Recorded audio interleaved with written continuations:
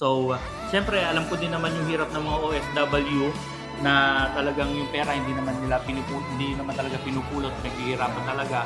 So, talagang na-value din natin yon at ginalingan talaga natin para sa pangarap nila na fitness gym business. Hindi lahat ng nasa abroad masaya.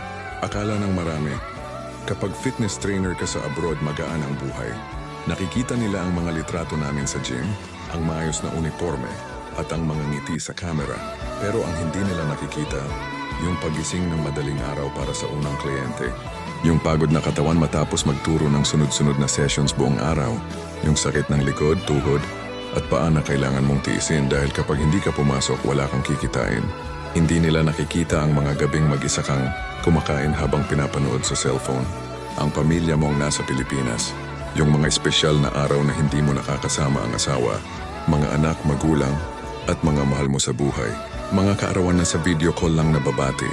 Mga Pasko at bagong taon na malayo sa sariling tahanan. Bilang OFW fitness trainer, hindi lang katawan ng ibang tao ang binubuo namin. Minsan pati sarili naming damdamin. Araw-araw naming pinipilit puuin para lang makayanan ng lungkot at pagod. Ngumingiti kami sa mga kliyente. Nagbibigay kami ng motibasyon sa iba. Pero may mga pagkakataon na kami mismo ang nauubusan ng lakas. Ginagawa namin ito hindi para yumaman agad, kundi para mabigyan ng mas magandang buhay ang pamilya naming naiwan sa Pilipinas.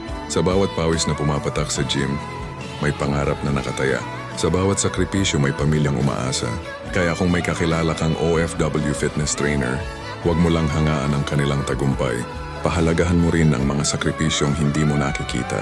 Dahil sa likod ng matipunong katawan at matatag na ngiti, may pusong araw-araw na lumalaban para sa pamilya. Saludo sa lahat ng OFW fitness trainers, ang inyong sakripisyo ay hindi nasasayang